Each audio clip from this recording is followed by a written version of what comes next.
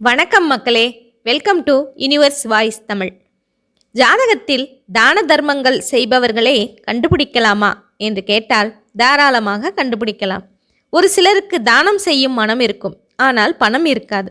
ஒரு சிலரிடம் அளவுக்கு அதிகமாக பணம் இருக்கும், ஆனால் தானம் செய்வதற்கு மனம் இருக்காது.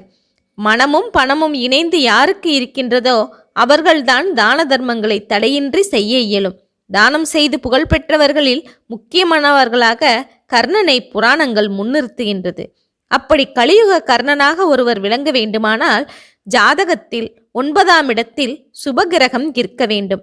9ஆம் இடத்திற்கு அதிபதி உச்சம் பெற்றிருக்க வேண்டும், அல்லது 9ஆம் இடத்திற்கு அதிபதியானவர் குருவுடன் சம்பந்தப்பட்டிருக்க வேண்டும்.